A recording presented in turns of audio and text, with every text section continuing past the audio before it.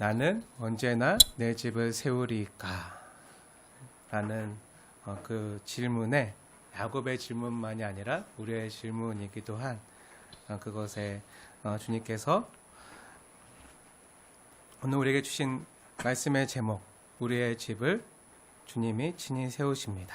우리의 집을 세우신 하나님이라는 말씀의 제목으로 맥주 감사 주일에 주님이 주신 은혜의 말씀 함께 받도록 하겠습니다. 우리는 지난주에 레아의 소원을 들으시고 또 라헬의 소원을 들으시고 응답하시는, 우리의 소원에 응답하시는 하나님에 대해서 함께 상고했습니다. 하나님이 여러분 한 사람 한 사람의 형편과 마음의 소원을 아시고 응답하시는 좋으신 하나님이심을 믿으시기 바랍니다. 특별히 오늘 맥주감사 주일로 지키고 있는데요. 하나님께서 지금 이 예배를 함께 드리고 있는 우리의 기도와 간구를 들으시고 응답하심으로 또 주님께 더 많은 풍성한 감사로 고백하고 반응하는 순빛 성도님들 되시길 또한 주님의 이름으로 축원을 드립니다. 이제 창세기 30장 25절에 보니까 이제 야곱이 밧담 아람에 온 지도 오랜 시간이 지났고요. 이제 떠난 본향으로, 고향 땅으로 아비의 집인 이삭의 집으로 돌아갈 때가 되었습니다. 야곱이 살고자 그 지난 오래전에 도망쳐온, 그래서 외삼촌 라반의 집에서 밧단 아람에서 4명의 첫 첩과 또 11명의 아들 그리고 1명의 딸이 디나를 얻었어요. 그래서 야곱은요, 요셉을 낳았을 때 장인 어른이자 외삼촌 라반에게 가서 이제 나를 보내요. 내 고향 나의 땅에 가게 하소서 하면서 부탁하면서 말해요. 26절에 보니까 제가 외삼촌을 위해서 일하고 얻은 처자를 내게 주시오. 나로 고향으로 돌아갈 수 있게 해달라고 이렇게 부탁하는 장면이 나와요. 야곱의 장인 어른이자 외삼촌인 라반에게 이제 고향으로 돌아가게 해달라고 말했을 때는요, 저는 야곱이 밧단 아람에 온 지 19년쯤 지났을 때라고 봐요. 많은 학자들은요, 야곱이 레아를 위해서 7년 일했잖아요. 품삯으로. 또 라헬을 위해서 또 7년, 이렇게 처들을 위해서 14년 동안 아내를 얻기 위해서 고생을 했잖아요. 품삯으로.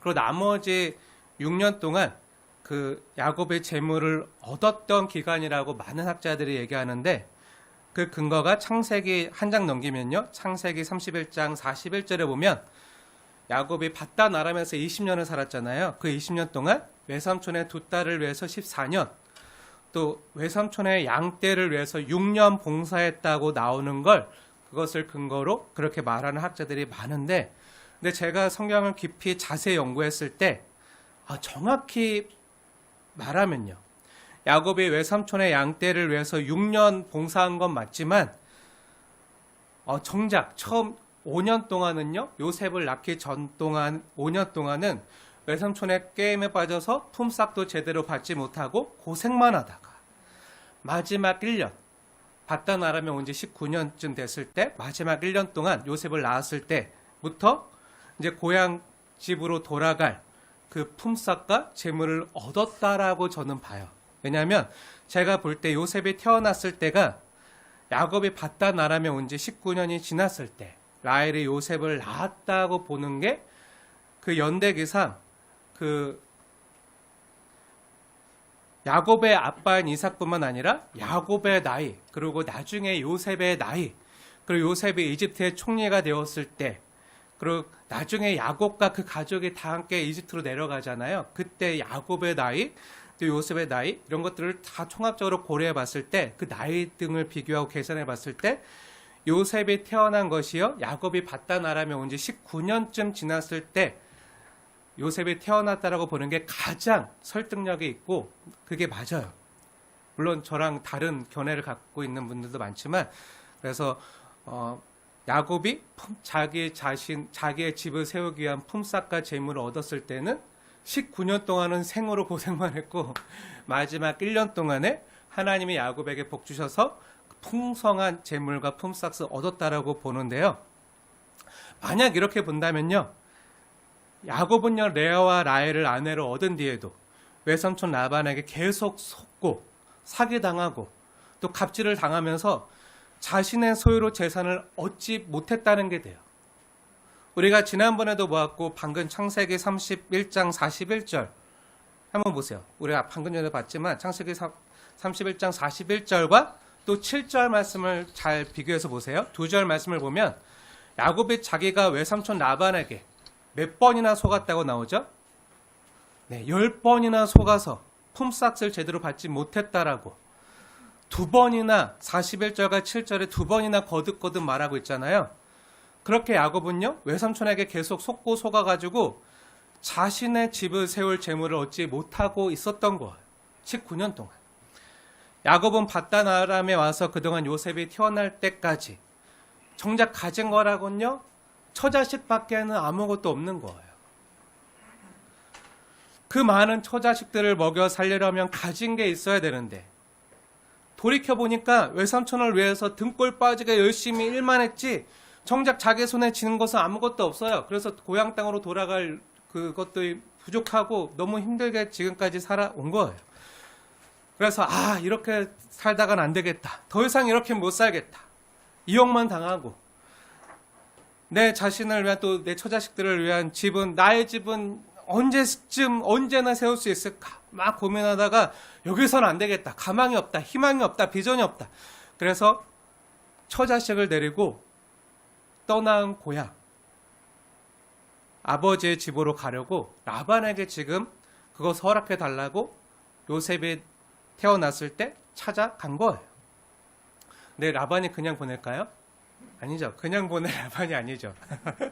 어떻게 보면 교활하고 영악한 사기꾼의 끝판왕인 라반이 요셉이 와서 자기가 엄청나게 부자가 됐잖아요. 그 라반이 그 일 잘하는 충성된 야곱을 그냥 보내지 않겠죠. 그리고 계속 부려먹을 심산으로 지금 야곱에게 뭐라고 이렇게 말하고 있죠. 27절 보세요. 야곱에게 이렇게 말해요. 이걸 재구성하면 야곱 아니 어디 가려 그래. 너가 그동안 나를 위해서 수고한 거 내가 너무 잘 알아. 그리고 보니까 하나님이 너로 말미암아 내게 지금까지 복 주신 거 내가 잘 알아. 그러니까 내가 너를 이렇게 알아주는 것만큼 만약에 너도 나를 사랑스럽게 여기거든 그냥 그대로 있는 게 우리를 위해서 가장 좋은 것 같아. 대신 이제 너가 얻을 품삯을 제대로 줄게. 그러니까 내가 정해줬는데 그러면서 자꾸 말을 바꿨잖아요. 10번이나 속였잖아요. 그러니까 이제 내가 말 못 바꾸도록 너가 받을 품삯을 너가 정해. 너가 말하면 내가 그대로 줄게 하고 말해요. 야곱이 기회는 이때다 하고 뭐라고 말하죠? 제가 외삼촌의 양떼를 앞으로도 잘 돌볼 테니까 대신 그 양들 중에 앞으로 태어날 새끼 중에 아롱진 것과 점 있는 것과 검은 것을 가려내어 제게 품삯으로 주세요. 그리고 염소 중에서도 점 있는 것과 아롱진 것을 가려내어 이와 같은 것들은 제게 품삯으로 주세요 하고 말하는 거예요. 근데 한번 생각해 보세요. 양이 무슨 색깔이죠? 양이 무슨 색이죠? 흰색이잖아요. 또 염소는 무슨 색이죠? 네, 염소는 검은색이에요. 그러니까 야곱은 흰색은 무조건 라반의 것이고 아롱진 거든지 점 있는 거든지 얼룩진 거든지 검은 거든지 색깔 있는 양들은 자신의 품삯으로 지금 달라고 제안한 거예요. 그리고 염소는 또 대부분 검은색이잖아요. 그런데 야곱은요 검은색 염소 말고 그건 다 야곱 외삼촌이 갖고 흰색 바탕에 점 있는 거나 아롱진 염소를 지금 자신에게 품삯으로 달라고 제안한 거예요. 그러니까 라반이 듣고 보니까 이거 꿀이잖아요. 절대 라반이 거절 못한 라반에게 엄청 유리해 보이는 고용계약서를 지금 야곱이 지금 제시한 거예요. 거꾸로. 다 생각해 보세요. 양은 흰색이잖아요. 얼룩지거나 점 있거나 아롱진거나 검은 양은 보기 힘들잖아요. 염소 역시요 우리가 잘 알다시피 검은 흑염소가 많지 흰색 바탕에 점 있거나 아롱진 염소는 별로 없잖아요. 잘 못 봤잖아요. 우리가 예전에도 생물 시간에 배운 것처럼 동물의 유전자는요, 그 동물의 DNA에는 우성인자와 열성인자가 있어요. 그래서 우성인자와 열성인자가 있어서 상대적으로 열성인자는 적게 태어나요. 그 우성인자로 태어난 새끼들이 훨씬 더 많아요. 근데 지금 야곱은 뭐라고 지금 얘기하고 있는 거죠? 우성인자는 다 외삼촌이 갖고 열성인자로 태어날 양이나 염소만 자신에게 품삯으로 달라고 말하는 거예요. 여러분, 라반이 어떤 사람이죠? 라반이 평생 가축을 돌보면서 자라온, 가축에 있어서는 전문가 중에서도 프로페셔널한 전문가잖아요. 그래서 속으로 와 꿀인데? 하면서 막 속으로 쾌재를 부르는 거예요. 쟤 야곱 저 바보 아니야? 하면서 막 속으로 씩 웃으면서 아 내가 호구 하나 제대로 잡았군 이렇게 생각하면서 라반이 듣기에도 내가 거부하기에는 너무나도 나에게 유리한 조건이니까 그래서 라반 입장에서는 말을 번복할 그게 없는 거예요. 그리고 라반 입장에서 지난번에 예전에는 10번이나 막 속였잖아요. 품삯을 번복했잖아요. 근데 이렇게 듣고 보니까 예전처럼 뭔가 그 고용계약서에서 빠져나갈 구멍이나 다른 조건들을 넣어서 또 번복할 필요가 전혀 없어 보이는 나에게 너무 좋은 조건. 그래서 번복할 필요도 없이 그래 좋아 그렇게 할게 하고 나 사인했어 벌써 사인 끝냈어 너도 빨리 와서 사인해 지장 찍어 하고 덥석 야곱과 계약을 하는 거예요.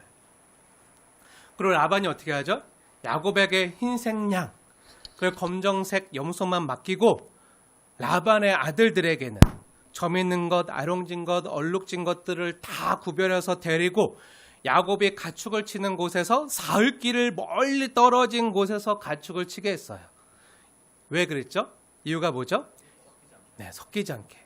야곱이 몰래 밤중에 와서 자신들의 가축과 짝짓기를 하는 것을 방지하기 위한 목적으로 왜냐하면 점 있고 아롱지고 얼룩진 것들은 그런 유전자가 있을 거 아니에요. 근데 야곱이 있는 건 흰색 양, 검은색 염소만 있잖아요. 근데 섞이면은 안 되니까 그 라반의 속셈이 그대로 드러난 순간이죠. 라반은 야곱에게 품삯을 줄 마음이 전혀 1도 없는 거예요. 손톱만큼도 없는 거예요.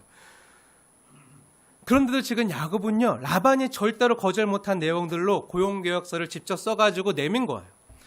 겉으로 보기에는 자기에게는 엄청 불리하고 또 라반에게는 엄청 유리한 조건으로 제시한 거죠. 왜죠? 이렇게라도 하지 않으면 또 라반이 어떤 구실로 품삯을 안 주고 자신을 전처럼 속일까봐 걱정하고 염려했던 거죠. 하지만 야곱 역시요. 이런 계획에는 어떤 수수와 계략이 있었던 거예요. 그게 뭐죠?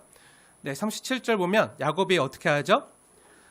버드나무와 살구나무와 신풍나무의 그 푸른 가지들을 가져다가 그 가지들, 굵은 가지들의 껍질을 다 벗겨요. 벗겨서 양떼와 염소떼가 와서 물을 마시는 그 개천 물 구유에 세워두는 그 방법과 전략을 쓰는 거예요. 여러분, 버드나무와 살구나무와 신풍나무의 특징이 뭔지 아시나요? 가지를 벗기면 속이 새하예요. 속이 새하예요. 처음에는 새하얀데 조금 흠집을 내거나 시간이 지나면요 산화가 돼서 갈색이나 까맣게 얼룩져요. 껍질 벗겼을 때 하얀데 좀 있으면 막 얼룩 지는 거예요. 그러니까 처음에는 하얀데 조금 지나면 이제 점이 있거나 얼룩이 생기는 거죠. 그러니까 야곱의 생각에는 양이나 염소가 물 마실 때 와서 얼룩한 걸 보면 점 있거나 아롱지거나 얼룩한 새끼를 낳을 줄 알고 그렇게 자기 딴에 머리를 써서 한 거예요. 그래서 튼실한 양이나 염소가 왔을 때는 그 가지를 개천에 세워두어서 그곳에 와서 물을 마시는 가축들이 짝짓기를 해서 새끼를 베게 하고 또 연약한 양이나 병든 양이나 염소가 왔을 때는 그 가지를 치워두어서 약한 것은 라반의 것이 되게 하고 튼튼한 것은 자신의 것이 되게 한 거예요. 그렇게 머리를 쓴 거죠. 이게 성경에 나와 있잖아요. 야곱이 쓴 방법이잖아요. 근데 이게 성경에 나와 있으니까 얼마 전에 진짜 과학자들이 진짜 이 성경 창세기 30장에 있는 방법대로 실험을 해봤어요. 근데 안 되는 거예요. 안 돼요. 이렇게 안 돼요. 생물학적으로 이렇게 되기가 쉽지 않은 거예요. 이건 비상식적이고 비과학적인 방법이다라고 결론을 땅땅 내렸어요.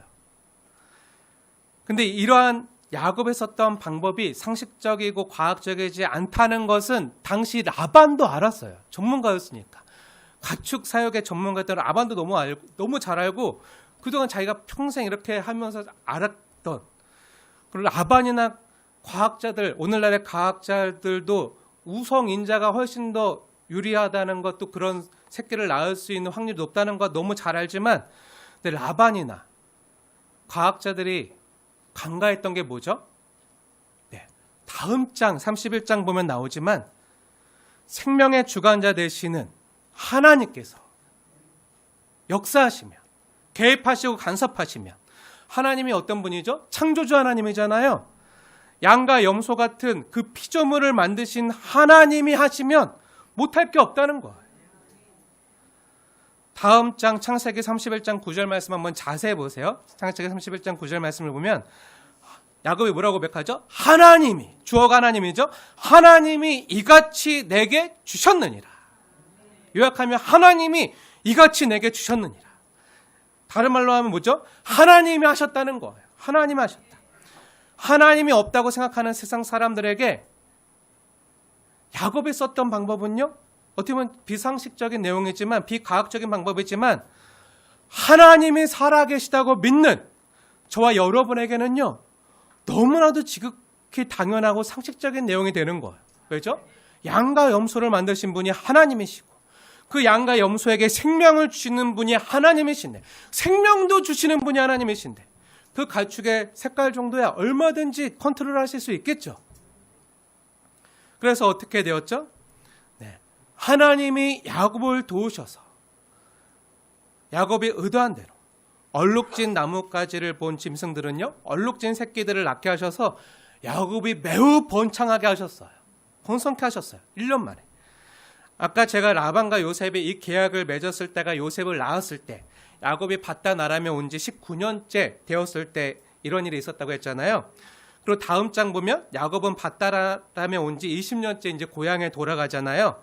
그럼 어떻게 1년 만에 마지막 절에 보는 것처럼 이에 그 사람이 매우 번창하여 양떼와 노비와 낙타와 나귀가 많았더라. 어떻게 1년 만에 그렇게 번창할 수 있었을까요? 네, 양과 노비와 낙타와 나귀와 염소가 하나님 만든 가축이라 그래요. 짐승이라 그래요. 다 큰 양은요, 1년에 2번 정도 임신할 수 있대요. 평균적으로 다 큰 성장한 엄마 양들은 1년에 2번 정도 임신할 수 있는데, 그리고 어미 양 한 마리마다 보통 2-3마리에서 많으면 5마리까지 낳을 수 있대요. 근데 만약에 라반이 야곱에게 맡긴 가축이, 지금 야곱이 라반에게 와서 바단 아람에서 지금 19년을 살았잖아요. 그리고 야곱이 들어온 다음부터 하나님이 야곱과 함께 하시고 그 집안에 복을 주셔서 그 외삼촌 라반의 재산이, 가축들이 엄청 많아지게 때를 이루게 하셨잖아요. 대부호가 되게 하셨어요. 그럼 그걸 지금 야곱이 맡아서 키우고 있는 거 아니에요? 그러니까 양들이 적지 않았어요. 만약에 라반이 야곱에게 맡긴 가축이 암컷과 수컷 각각 3,000마리씩 정도 된다고 한다면 2번만 낳으면 새끼만 6,000마리가 되는 거잖아요. 2번만 낳으면 한 마리씩만 난다 그래도. 근데 한 마리씩 안 낳고 많으면 5마리씩 낳는다고 했잖아요. 그러면 1년에 2번, 한 번 날 때 5마리씩 난다고 하면 6, 5, 30이니까 3만 마리가 되는 거예요. 1년 만에 이렇게 얻을 수 있는 거예요. 왜 그렇게 되죠? 그럴 수 있는 게 다음 장 창세기 31장 9절 말씀을 보시면 하나님이 야곱을 도우시는 장면이 나와요. 주어가 하나님이에요. 하나님이 주셨느니라. 하나님이 하셨다는 거예요. 하나님이 야곱과 함께 하시고, 하나님이 선택한 하나님의 자녀들과 백성들과 함께 하시고 그들을 축복하시며 하나님이 하실 수 있다는 거예요. 그래서 하나님이 야곱을 축복하셔서 라반의 가축을 빼앗아서 야곱에게 주셨다는 말씀이 나오는 것을 보면 얼룩지고 아롱지고 점 있는 짐승들을 정말 많이 낳게 하셨겠죠. 최소 5마리씩 낳게 하셨겠죠. 하나님 역사하시니까. 네. 그러니까 얼마나 빨리 많이 번성했겠습니까? 우리는 오늘 이 말씀을 보면서 몇 가지 주님이 주시는 은혜를 생각해 볼 수가 있는데요. 먼저 우리가 오늘 본문 가운데서 주목해 봐야 될 것은요, 주님께서는 하나님의 선택받은 우리로 하여금 우리 주변 사람들이 복받게 하시기를 원하신다는 거예요. 이 17절 말씀 다시 한번 읽겠습니다. 창세기 30장 27절 말씀 함께 읽겠습니다. 시작. 라반이 그에게 이르되 여호와께서 너로 말미암아 내게 복 주신 줄을 내가 깨달았노니 내가 나를 사랑스럽게 여기거든 그대로 있으라. 아멘. 네, 이걸 누가 말하고 있죠? 네, 라반이 말하고 있잖아요. 야곱이 말하는 게 아니잖아요. 야곱이 지금 고백하고 있는 장면이잖아요. 근데 라반은요, 다음 장에 보면 나오지만 하나님을 제대로 믿지 않고 있던, 아니 오히려 드라빔, 다른 신을 믿던 우상 숭배자예요. 어떻게 보면 하나님 없이 살아가는 세상 사람이라고 할 수 있어요.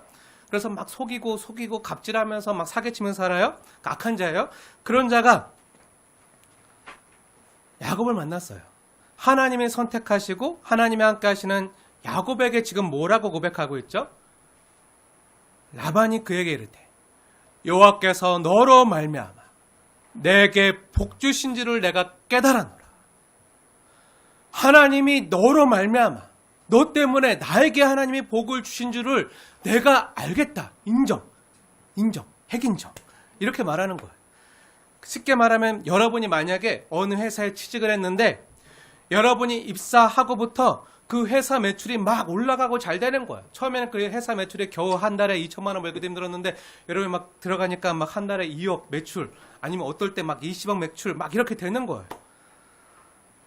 너무 내가 들어간 이후로부터 너무 잘 되고 번성하는 거예요. 그럼 여러분과 함께하는 사람들이 여러분 한 사람 때문에 너무 행복해하고 살만 나고 막 좋겠죠. 그 사장은 너무 신나겠죠. 직원 하나 잘 뒀더니 와, 회사가 너무 잘 되고 매출이 막 몇 배로 늘어나고 막 사장은 더 부자가 되는 거예요. 막 집도 더 좋은 데로 막 이사 가고 막 하는 거예요. 땅도 사고 아파트도 사고 막 하는 거예요.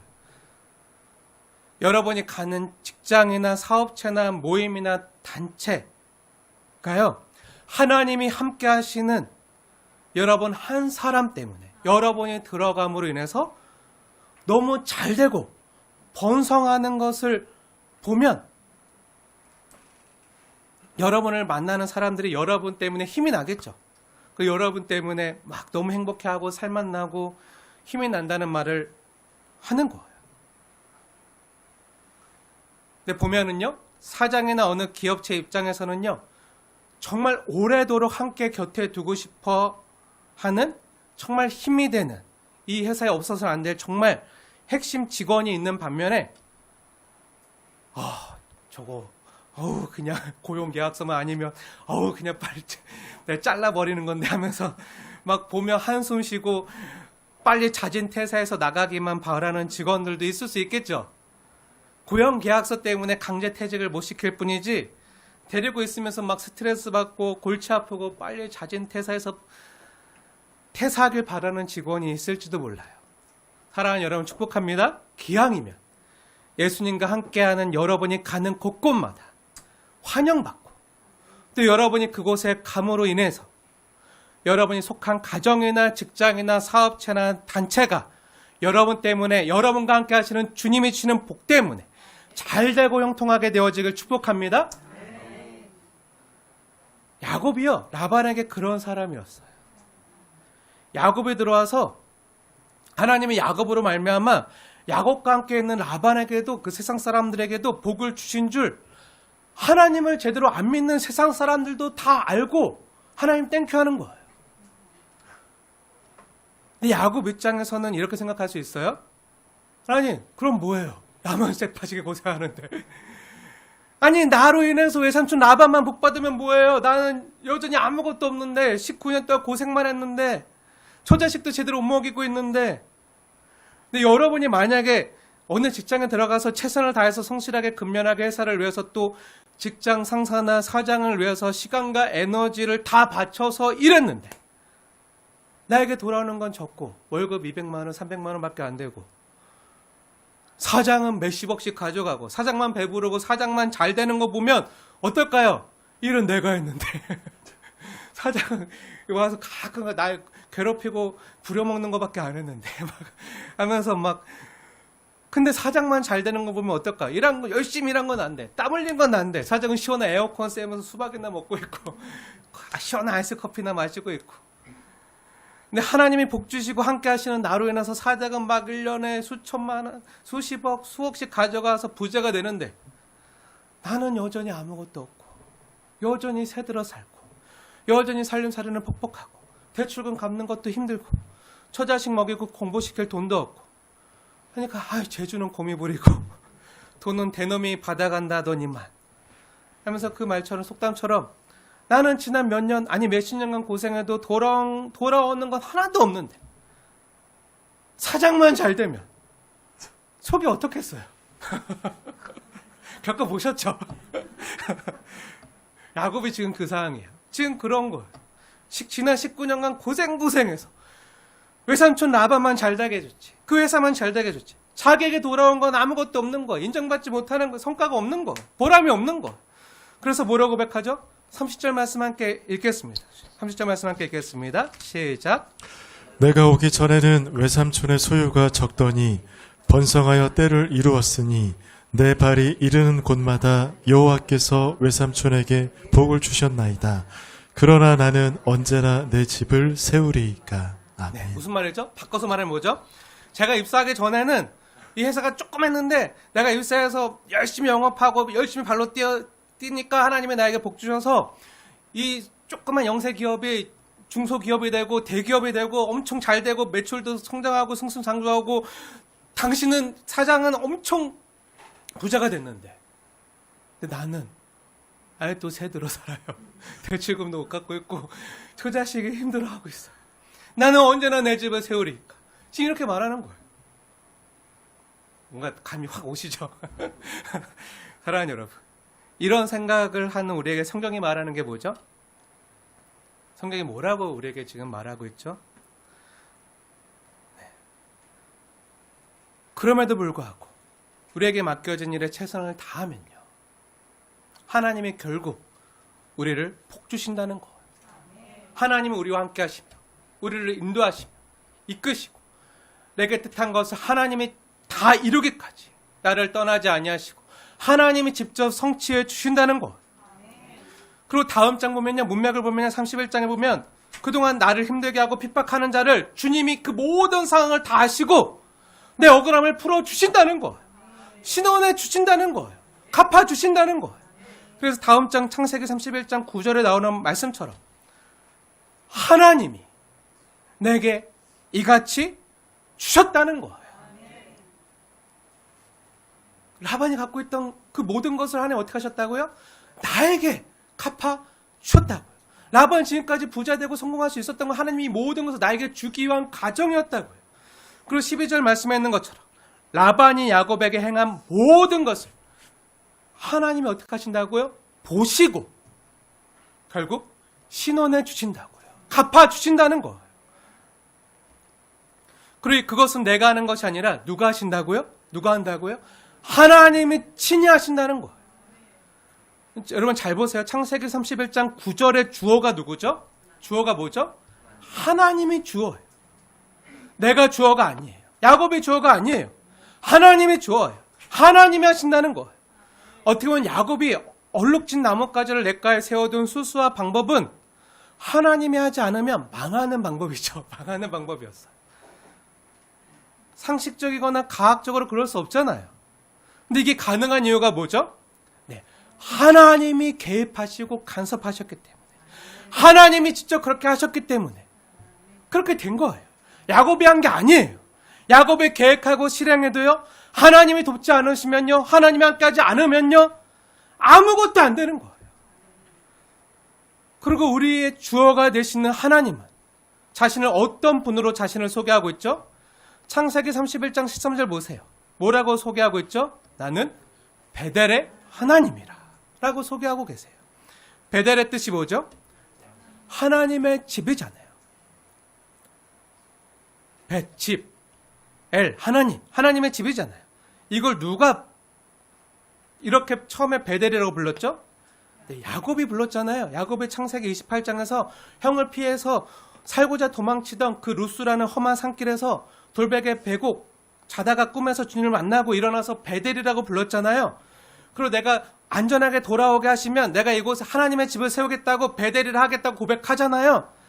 근데 정작 야곱은 어떻게 했죠?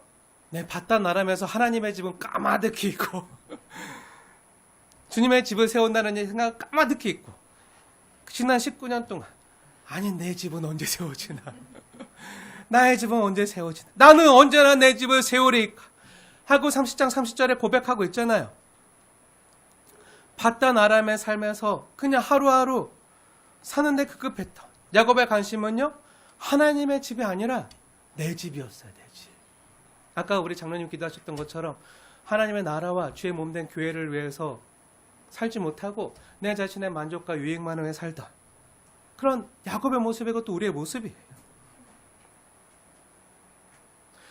야곱의 전에 하나님의 집을 친히 세우겠다고 고백했지만 실상은 하나님이 어떻게 하셨죠? 네, 하나님이 야곱의 집을 친히 세워주셨어요.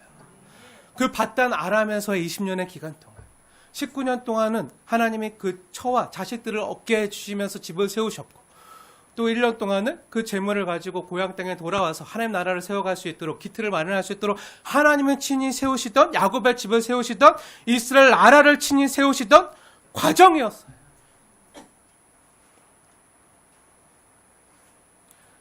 야곱 역시 처자식이 있었지만요. 가진 것이 없는 것을 푸념하면서 그 30절에 나는 언제나 내 집을 세우리까 이렇게 고백하잖아요. 근데 그것을 들으신 하나님이 야곱의 집을 친히 하나님이 세워주시는 거예요. 지난주에도 말씀드렸지만요. 우리가 지금 이 예배당에 나와서 이 하나님의 집에 나와서 하나님의 집을 세우고자 애쓰지만 실상은 뭐죠? 네, 이 시간 하나님이 우리에게 은혜 주시고 힘 주시고 복 주셔서 실상은 우리의 집을 우리의 가정을 친히 세워주신다는 거예요. 이곳에 나온 여러분 한 사람 한 사람 안에 성령님께서 친히 내주하시고 여러분을 하나님의 거룩한 전으로 성전으로 지으시고 세워 가신다는 거예요. 이게 은혜예요. 하나님 없이 세우지 못한다는 거예요. 내 힘으로 내 지식으로 내 방법으로 아니요. 주님께 나오지 않고 하나님 세우지 아니하시면 아무리 애써고 있어도 안 된다는 거예요.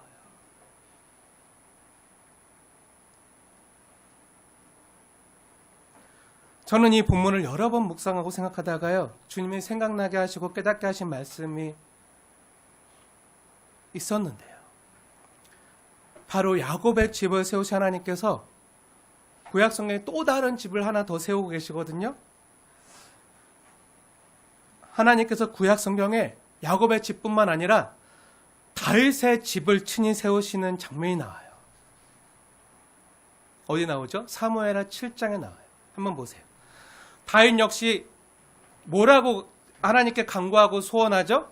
사무엘하 7장에 보면 하나님, 제 집은 이렇게 아름답게 백항목과 대리석으로 휘황찬란하게 지어졌는데 제 왕궁과 집은 너무 좋은데 하나님은 아직도 천막에 계시는군요. 호재가 없군요. 저에게 하나님, 하나님의 거룩한 성전, 하나님이 임재할 수 있는 그런 성전을 세울 수 있는 마음을 하나님이 주셨으니 제가 그 성전을 짓겠습니다. 하고 다윗 역시 하나님의 집을 세우고자 크신 하나님이 임재하시는 거룩한 성전을 세우고자 하나님 앞에 소원을 갖고 많은 건축 기술자들과 재료를 준비하면서 기도했어요. 근데 하나님께서 어떻게 하셨죠? 사무엘하 7장을 보세요. 재구성하면 이렇게 돼요. 사무엘하 7장을 보면요. 다윗 왕이 하나님을 위해서 멋진 성전을 건축하고 싶어해요. 하나님이 이렇게 나에게 은혜 주셔서 평안하게 하셨습니다. 또 나를 이 자리에 올려주셨습니다. 이 모든 것 주님의 은혜입니다. 그러니 저는 하나님을 위해서 제가 이렇게 하고 싶습니다. 성전을 건축하고 싶습니다. 그래서 당시 목사님이었던 나단 선지자에게 가서 이 거룩한 열망을 전해요. 요즘 말로 얘기하면 해맑은 모습을 한 어떤 성도님이 만면에 웃음을 띠면서 저에게 찾아와서 이렇게 고백하는 거예요. 목사님, 저의 마음 가운데 하나님을 향할 열망이 생겼습니다. 하나님이 저를 위해서 우리 가정 가운데 이러한 복들을 주었습니다. 너무 감사해서 감격해서 저도 주님을 위해서 뭔가 하고 싶습니다. 드리고 싶습니다. 근데 생각해 봤는데 저의 집은 너무 좋고 좋은 데 사는데 주님의 집은 너무 초라한 것 같아요. 우리 집보다 조그매요. 하면서 그래서 하나님께 너무 송구한 마음이 생기고 그런 마음이 들어서 그래서 제가 하나님이 저에게 주신 것들로 하나님의 집을 멋지게 지어드리고 싶어요. 또 주님의 멋진 공간으로 더 예배하고 다음 세대를 양육할 수 있는 공간으로 이전하게 하는 일에 제가 헌신하고 싶어요. 목사님, 제가 이 일을 하고 싶어요. 이 말을 들었던 나단 목사님의 마음은 어땠을까요?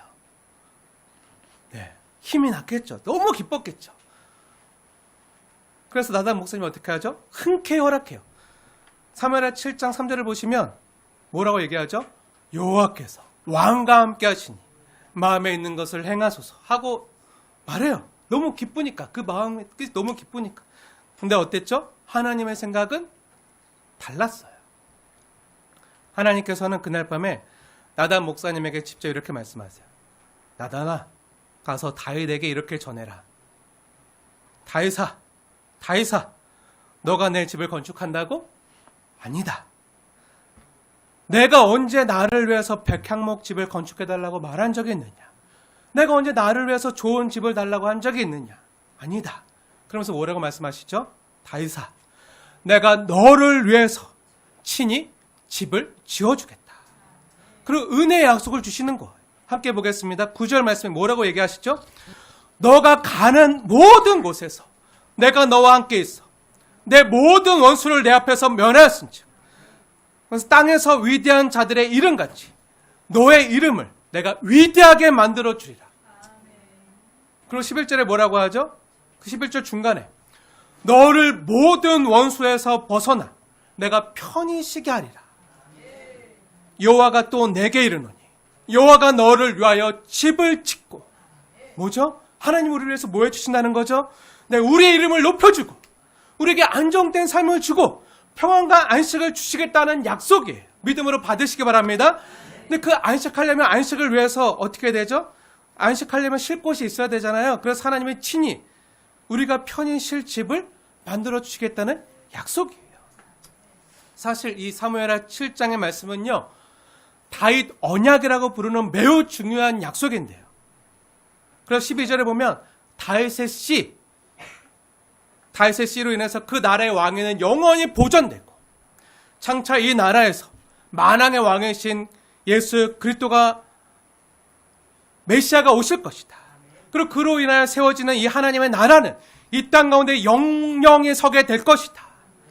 지금 이것을 선포하고 약속해 주시는 거예요. 그리고 마태복음 1장에 아브라함과 다윗의 씨로 오신 예수 그리스도에 인해서 하나님 나라가 무너지지 않는, 음부의 권세 감해치 못하는 그 나라가 영원히 세워지는 거예요. 만왕의 왕 되신 예수 그리스도의 나심으로 하나님의 나라는 견고히 세워졌습니다. 그분이 우리를 위하여 허물어지시고 다시 세워지심으로, 부활하심으로 우리도 주님 안에서 영원히 무너지지 않는 성전으로, 하나님의 집으로 세워진 거예요. 이게 뭐죠? 전적인 하나님의 은혜예요. 여기에 우리 공로는 없습니다. 하나님이 친히 세우신 거예요. 우리가 하나님의 집을 짓는 것이 아니라 하나님께서 우리의 집을 먼저 지어주셨어요. 하나님 편에서 먼저 집을 세워주신 거예요. 우리가 빈들이나 초막에 거하지만 하나님께서 영원히 무너지지 않는 성령 하나님께서 거하시는 우리 안에 하나님의 집, 성전을 친히 세워주신 거예요. 이것은 그 누구도 해치 못하는 거예요. 이것을 누가 하셨다고요? 하나님이 친히 하셨다고요. 우리가 한 게 없다고요. 이것이 은혜의 순서예요. 이것이 하나님 나라가 우리 가운데 이루어지는 순서예요. 우리 편에서 먼저 하나님께 드린 것은 아무것도 없어요. 죄인인 우리는요, 하나님을 알 수도 볼 수도 깨달을 수도 없어요. 감사할 수도 없어요. 아니, 하나님과 오히려 원수가 되었어요. 그럼 원수 되었던 자에게 하나님 편에서 먼저 찾아와 주셨어요.